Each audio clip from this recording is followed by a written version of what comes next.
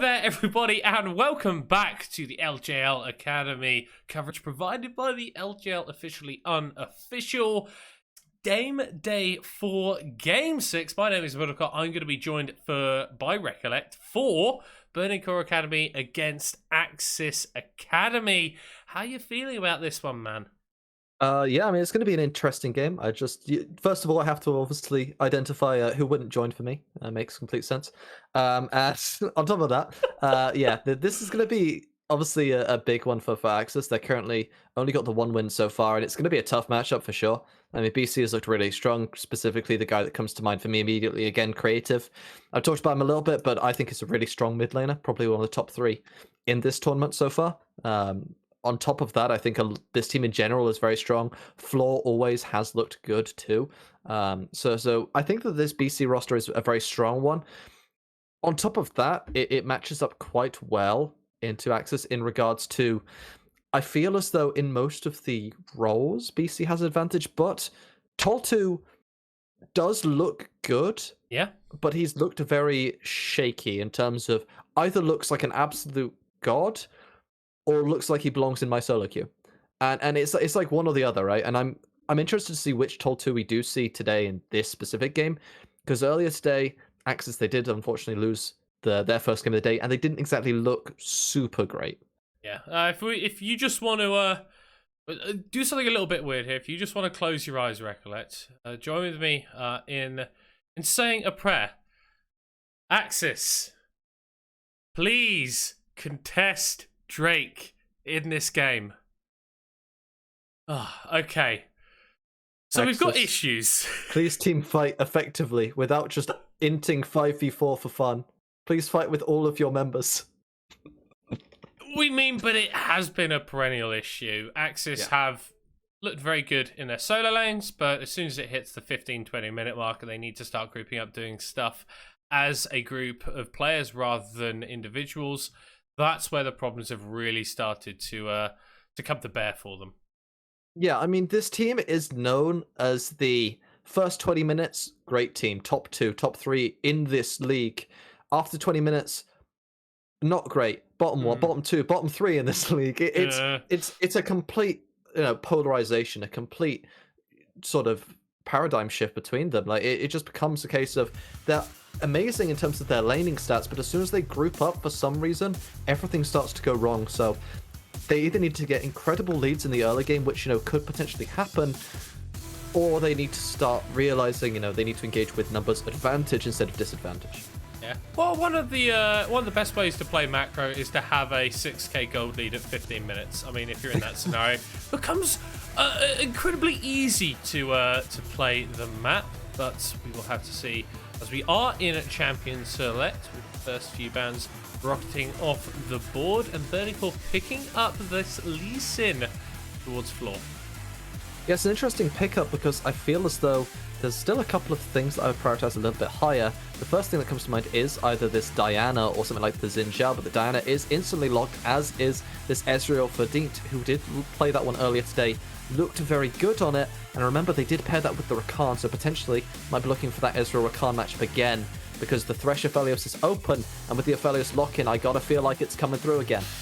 Yeah, this is the matchup that Did actually had to play against earlier on in the day, and it didn't look great for him, going down 20 CS at points, going down a couple of kills as well. Was able to bring it back somewhat in the team fighting stage, but never really could recover from the early deficit to which he was put. It's been a fairly stable duo in terms of ADC and support. The Aphelios Thresh, that's going to be the set locked in as well.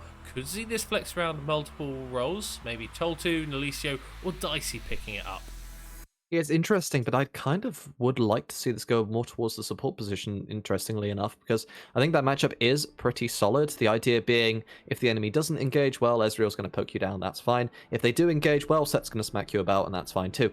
So you have options there. The only issue is if the Thresh engages onto Set, in which case it becomes a bit more dicey, pun thoroughly intended. But yeah, in terms of that regard, it's still a decent matchup, but you do have the flexibility, as you say, to move it around the map in multiple areas. And with the current picks and bans that have come through, there might be a decent argument to be made to move it towards top, given the amount the top lane has been pinched. Yeah, Jace taken off the table, as well as the Fiora and the Renekton. Mid lane focused heavily as well. There's a 1, 2, 3, 4 champions that Creative loves to play that he will not be getting his hands on. Instead, going towards this Rakan, they seem to favour this matchup in the previous game today. We'll be looking to have a little bit more success on it this time around, though. Yeah, I'm going to throw out a really crazy suggestion already. I think they may be searching for Yone, potentially, to pair with this Diana, because it does like to play those AD-based, engage-based champions in terms of the mid lane, like the Yasuo, so could be an option to run down, but there is also a lack of magic damage on the current composition. And with this Azir Gnar lock-in, an argument could also be made for something like Syndra. It's a bit more boring, or the Akali. That would be mental. Okay, so Tultu does actually play a lot of Tryndamere. It's a little bit of a one-trick, has been consistently banned against him, and we will get it locked in. Tultu's Tryndamere up against Yellow Yoshi's Gnar. Oh my word, this is going to be a spicy one.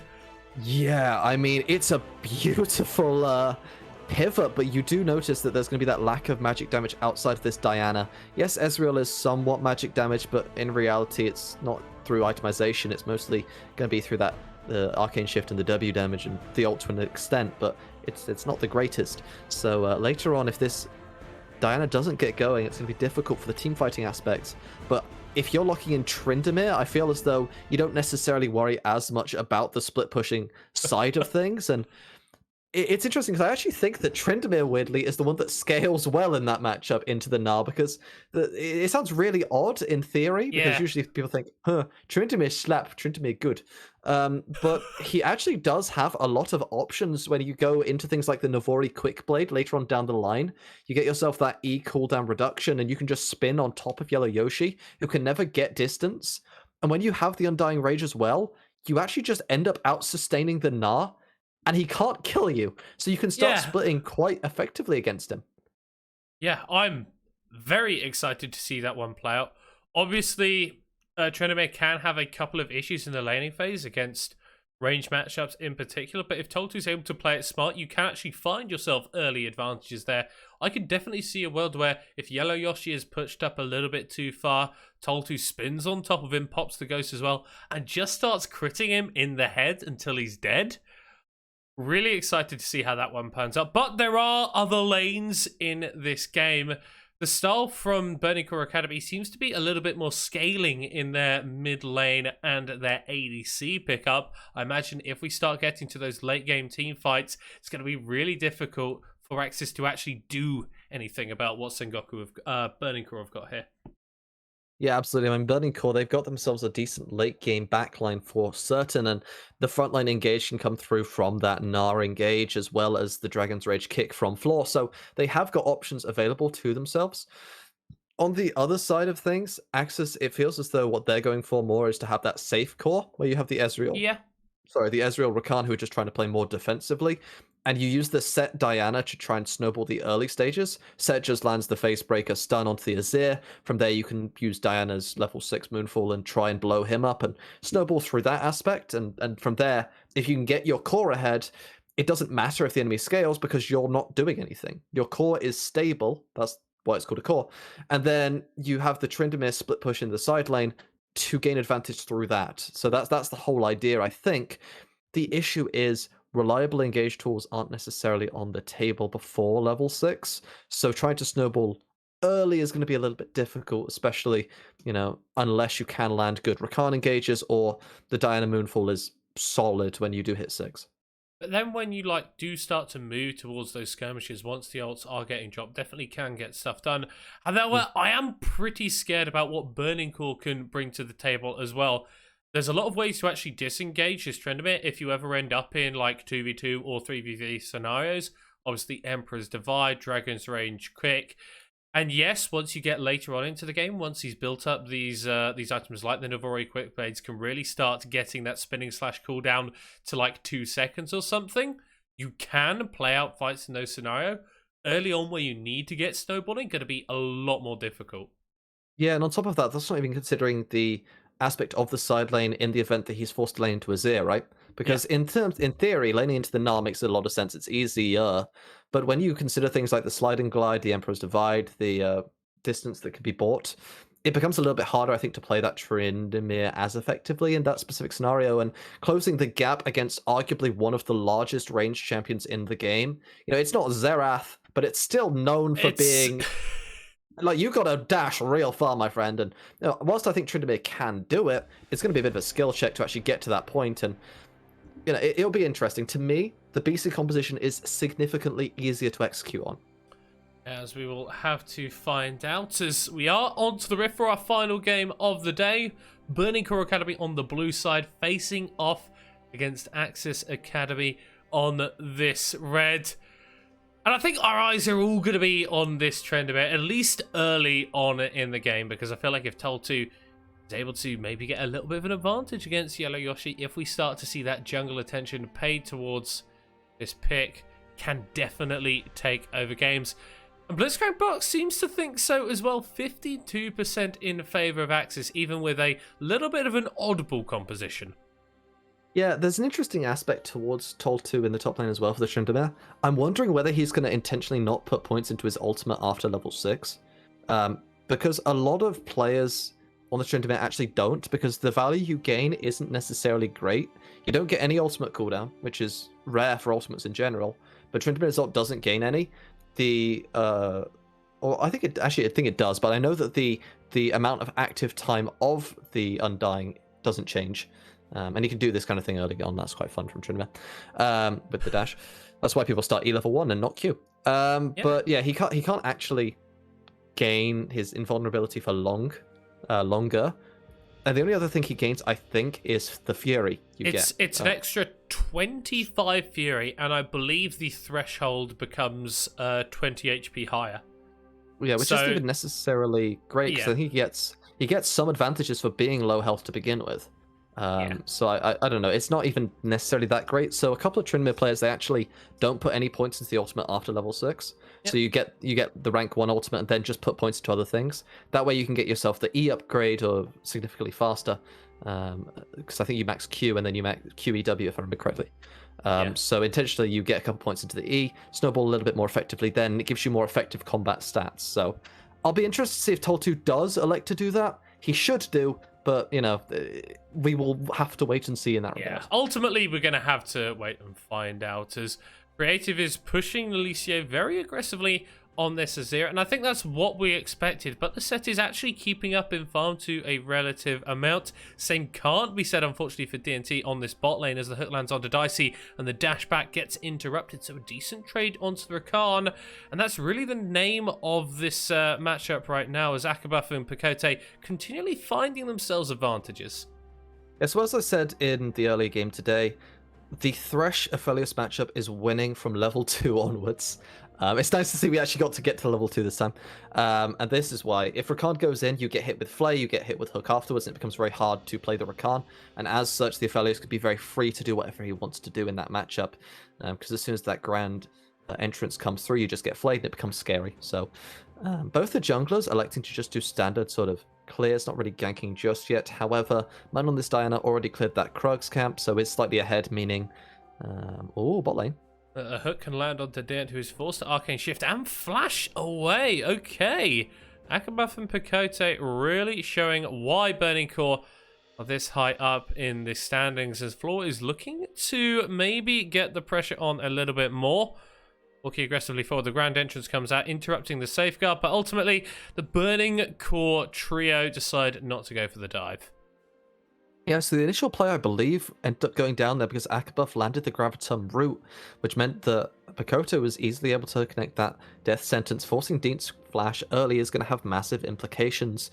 For a matchup that's already kind of awkward, where Ezreal has to play like a bit of a passenger, plays very passive, farming with Mystic Shot, having that, even less safety available outside of that Arcane Shift is going to be quite detrimental in the event that Martin attempts to go for... if Floor does attempt to go for another dive in the future, or they look for any sort of aggressive plays in the 2v2.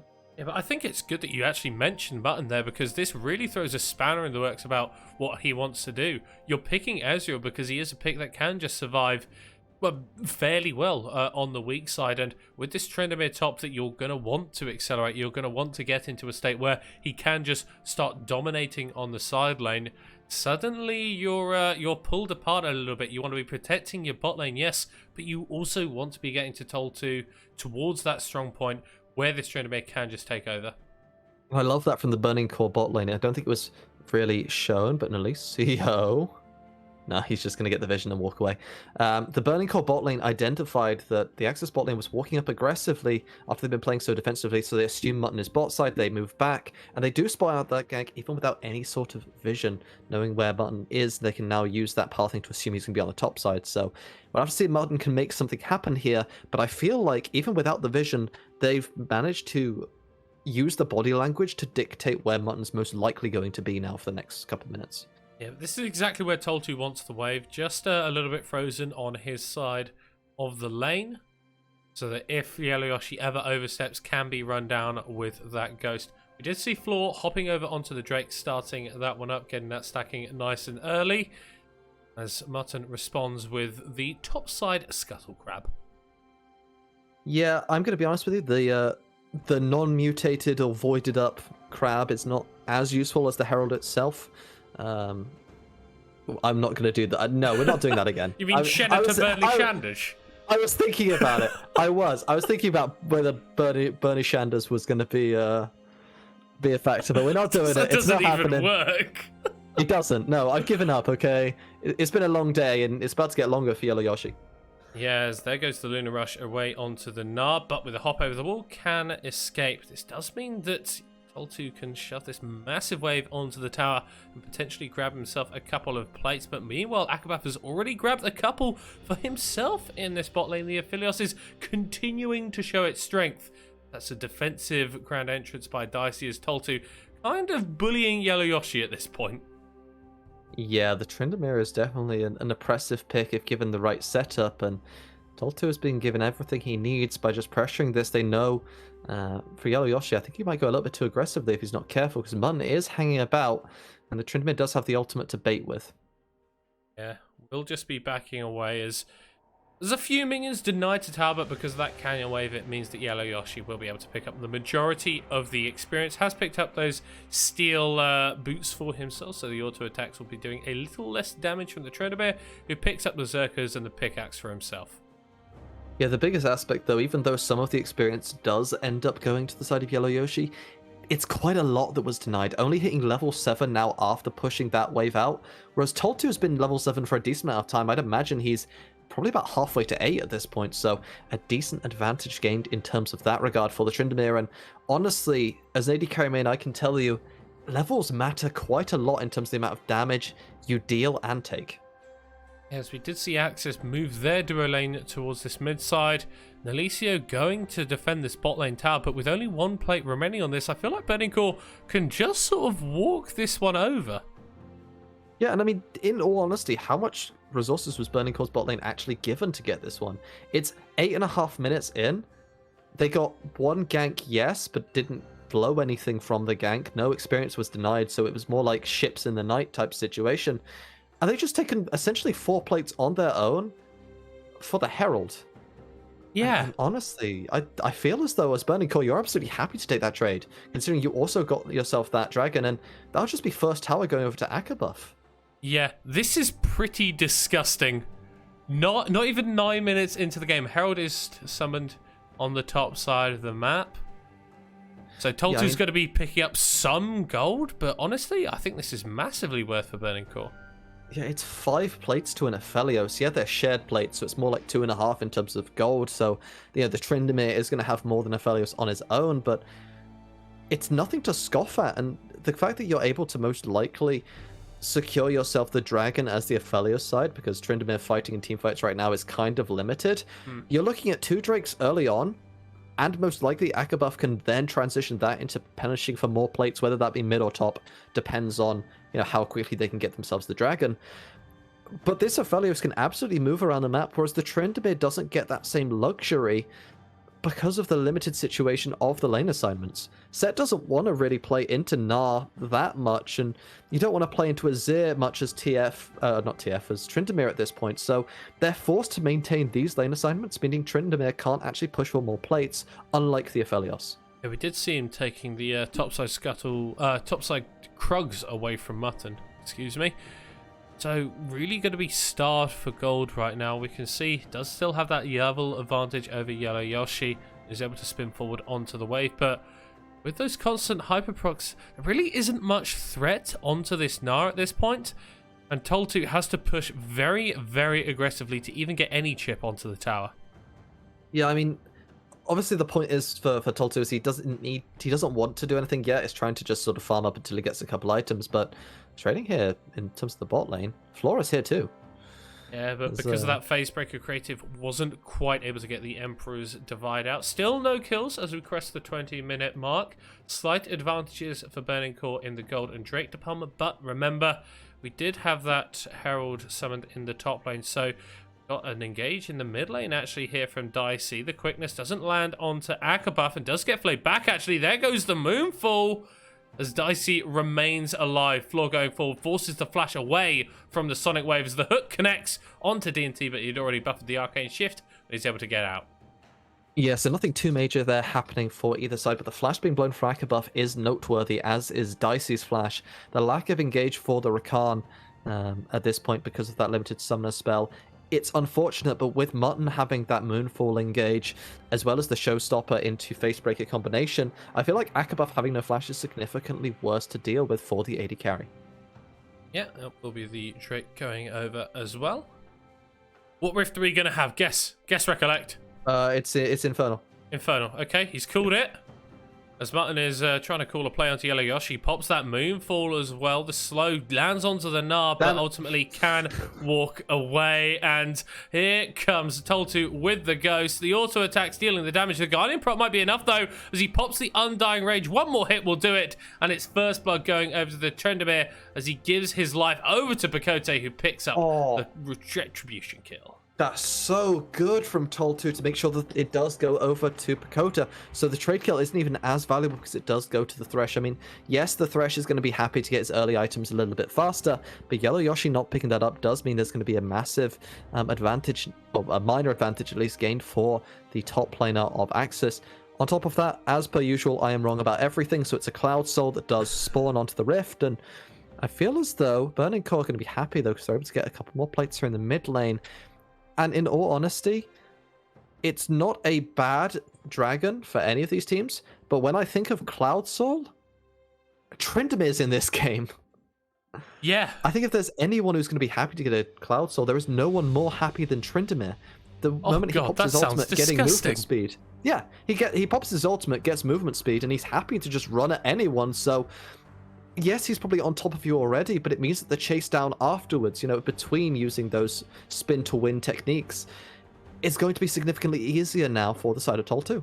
Yeah. Well, Axiz are a little bit away from grabbing that Drake, so obviously haven't picked up one as of yet, but every Cloud Drake they do grab is going to be a little bit more ultimate cooldown, which, like we're talking about, very nice for the Tryndamere, as well as the Diana Rakan set, these big team fight abilities that can land onto multiple people and just cause so much disruption. Reducing their cooldown is going to be making you feel good. Toltu's now swapped down into the bottom lane to pick up the last plate for himself, as those will be falling off at the 14-minute mark. Yeah, I was just thinking about in the mid.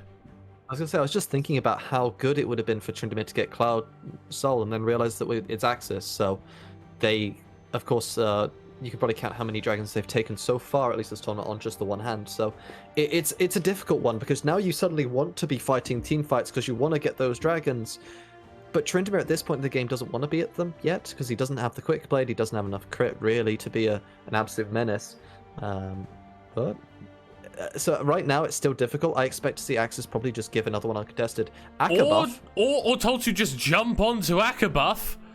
Yeah, that shouldn't happen. That's a little bit disgusting. Yeah, that's just a case for Aphelios greeding to get red buff on his own, and Toltu wanted that red buff for himself, and unfortunately, that is a 2-level gap between you. Even if your items are similar, 2 levels worth of damage, health, it matters. Okay, Axiz will be starting up this Herald. Alicio is in the area, but Burning Court looking to contest as well, down to 5,000 as Icy is looking for a little bit of a flank. Will get spotted out on vision here, but does have the quickness available. Lands onto Ak above. Here comes the knock up onto two as Alicio's in the back line, but no one else from Axis is. There comes Button with the damage. It's a 1-for-1 so far. There goes Alicio. The knot into the wall from Yellow Yoshi is big, as is the couple more kills hitting in for Burning Core. Axis ultimately walk away with the Harold Hadrada, but Burning Core take the fight. Yeah, in all honesty, for the side of Burning Core, they are in a situation where their champions should be slightly stronger if they can get a decent front-to-back team fight, but Dicey realizes Akabuff has no flash, and he finds an absolute miracle engage there, though they don't get themselves the Rift Herald, which is the big prize, because Toltu with that one is going to be a monster. It's going to be absolutely disgusting, and this is how the fight broke out. Dicey looking for a flank, lands the quickness onto Akabuff into the two-person grand entrance. Yeah, the grand entrance is absolutely beautiful, and even though the Emperor's Divide to buy space is brilliant, Moonfall from Diana secures a lot of damage, and it's cleaned up off the backside thanks to some of those Burning Core members still surviving. So much was done by Creative on this Azir. I think the Emperor's Divide kind of saved that fight, to be honest with you. And it shows in the damage graphs. I mean, look at that. Both of the members who were able to land the most spells were the ones who dealt the most damage. Mutton with a 3-man Moonfall, Creative with a massive Emperor's Divide, and as such, Creative gets a kill onto themselves, but Toltu with the Rift Herald, I think, is the real winner. Yeah, turns out hit abilities do damage. Nice and easy game plan as Axis have actually built themselves a little bit of a vision advantage around this cloud spawning in 5 minutes time. Toltu still pushing aggressively on the bot lane, forces the Emperor's Divide out from Creative. Didn't use that Undying Rage either, so that's advantage Axis around this Drake. Yeah, the Ghost is blown there by Toltu, but in all honesty, that now means that there's a massive situational problem for Creative, because he can't really survive against the Tryndamere without it.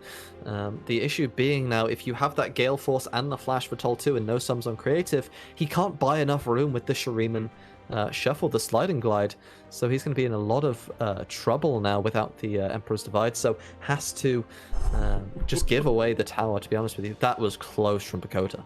Yeah, and now it's all about this strong core for Axis. We've got the Ezreal in the mid lane, going to be supported by the rest of his team as well, whilst Toltu goes on this split push masterclass.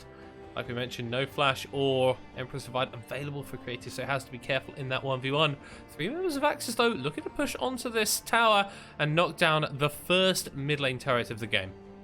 Yep, Axis is on the reset, so they can't actually defend that one. Dicey is definitely not going to step up against 4 people on his own, so has to give that... Oh, not Dicey, sorry. Dean is not going to step up. I don't think Dicey would either, though, to be fair. I probably wouldn't want to step up against 4 Azurkan. But yeah, just has to give that one up, and it is always problematic to see the your towers fall in that kind of manner. There wasn't really a reason to allow that, unless if the recall time is slightly different from the side of Axis, but... Burning Core, they punish it, they get themselves that turret, and from now, they're going to have themselves an easy chance at mid-priority because of the fact there is now no tower there. Yeah, the Herald's still in Toltu's pocket. Could look to make his way over, pop that one down there, but does appear to have his eyes set on this bottom tower. Does not have the Phantom Dancer, which gives him a little bit more AD, a little bit more attack speed, a little bit more movement speed, everything that this Tryndamere likes. 2 levels up on Yellow Yoshi and a 60 CS advantage. It feels like that win condition of the Tryndamere in the late game is slowly starting to come online for Axis. Yeah, and Toltu is just going to try and take that one before Herald can spawn, so you do keep the Herald on full health.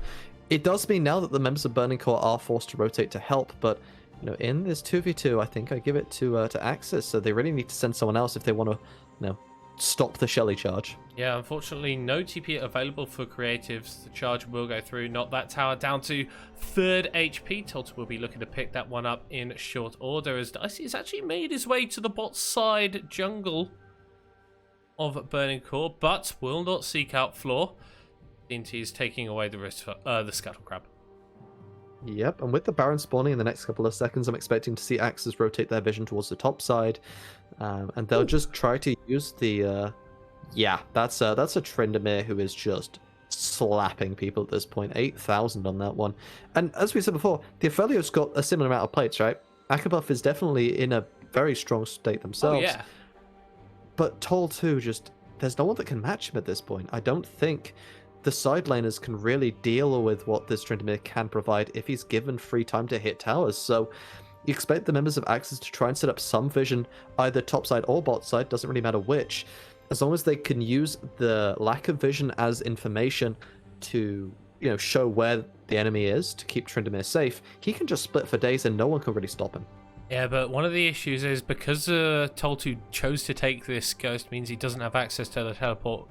And thus, Burning Core setups around this Baron will be a lot more effective unless Toltu is in the immediate area. We see vision placed down in the Axiz jungle being cleared out now. So it's good recognition from the BC side to know that this Baron is a much better opportunity for them to take than maybe it would be otherwise. However, Creative may be getting caught out on the side here. Slow, not landing from Toltu, but pops the ghost anyway as he dodges away from the Emperor's Divide. Could start spinning, could start slashing forward, but that stopwatch has thrown a spanner in the works. The Gnar forward from Yellow Yoshi as he goes into the ultimate. Huge moonfall landing from Mutton as the kick is good as well, but means he could chase down Pacote, gets stunned crucially, and somehow escapes from the fight. The boulder will not connect.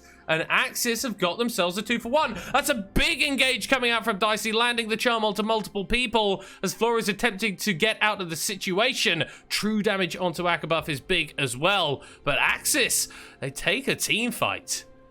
Yeah, the key factors there is just the moonfall coming through from Mutton was absolutely disgusting. Landed a crucial re-engage there to pull all of the members that were in the vicinity back in. It was a multi-man moonfall with massive damage implications for the rest of the fight, and let's just look how it breaks out. Toltu, he's spamming W to try and just get into range, and it just times up perfectly with the Emperor's Divide, so great stuff. Just Ghost runs, but the stopwatch does throw things into a bit of a decent situation here now for Burning Core. But look, 4 people get a bit too close, and you know what that means. It's pull and bang! There goes all of your damage onto multiple members, and Toltu is still alive thanks to the ultimate, but Mutton lives barely thanks to there just being a little gap in the crowd control, so he can flash away, and then the re-engage came through from Dicey, but the Baron is starting now from Burning Core. That True Shot Barrage spots it out, so they're very low health bars on the carries. With Dicey coming in and a TP from Nalicio, we could have a fight on our hands, but the disengage does seem to be coming through. I think that's all that Burning Core wanted, was that TP, as Dicey is getting a little bit closer than potentially would have liked. Now, with that attempt onto the Baron, it does allow Axiz to take this mid lane tower. And Mutton starting up this Cloud Drake. That ultimate cooldown stacking up, but Burning Core recognize this and make their way over towards the Baron pit.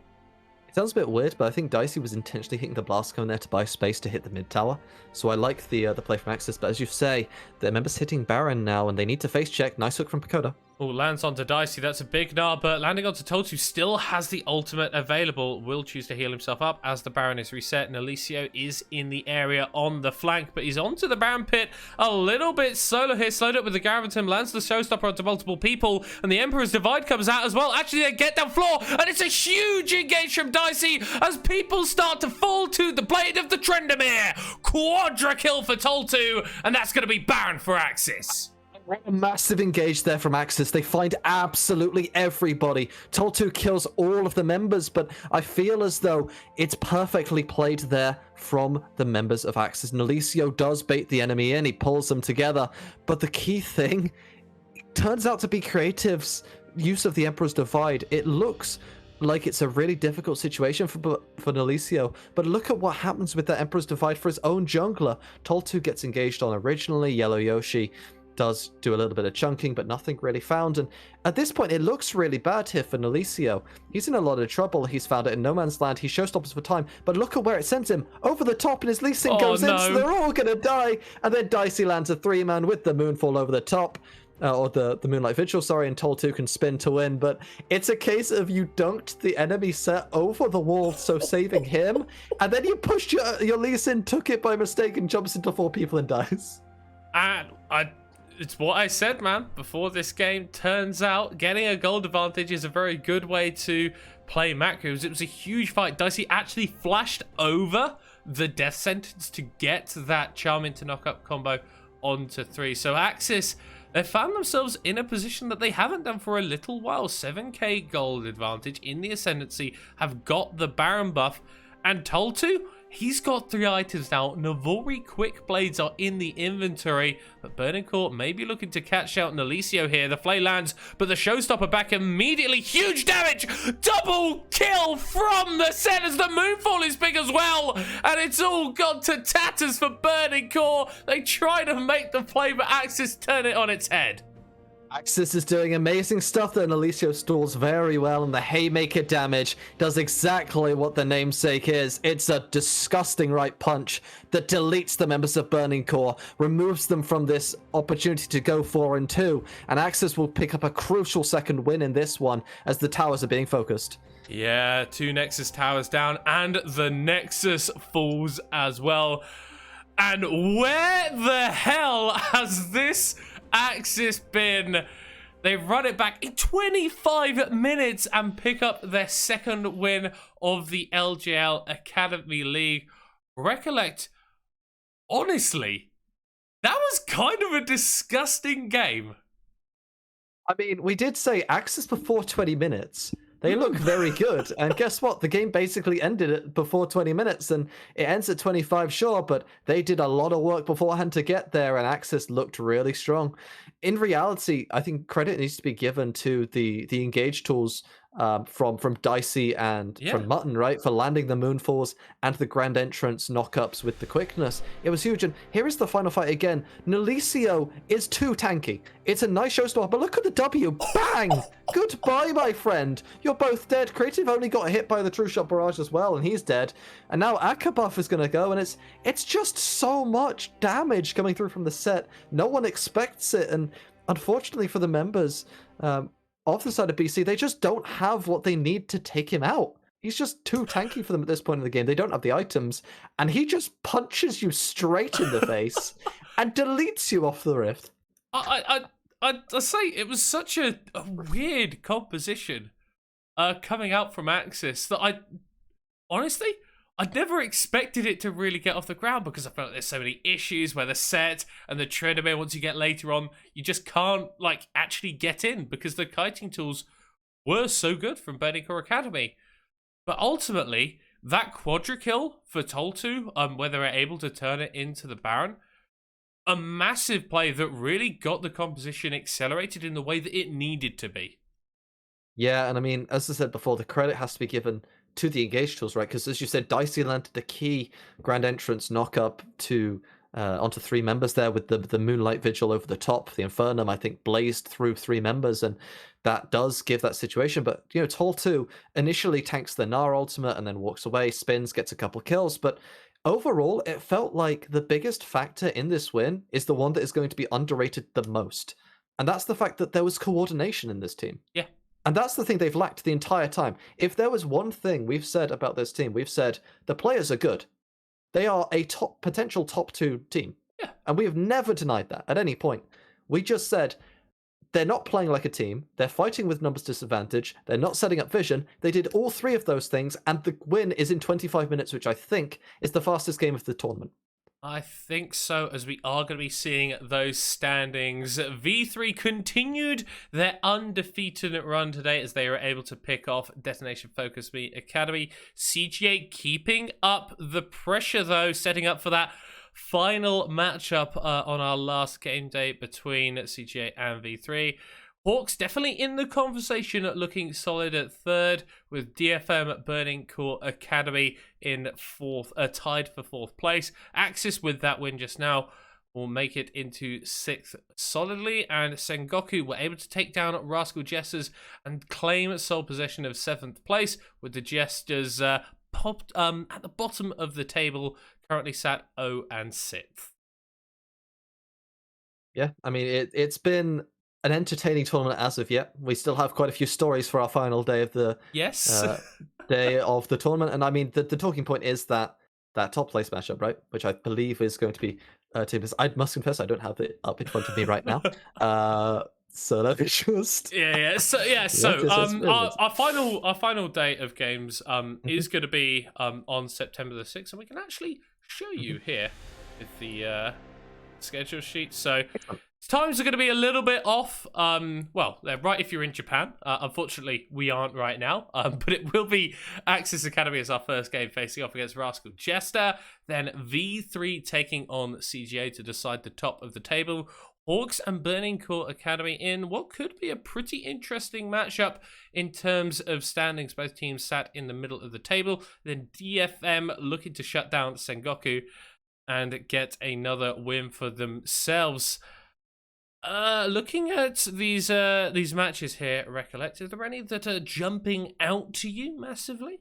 I mean, all of these games do have ramifications, but the most important one, it's got to be V3 versus CGA, right? It's the fight at the top.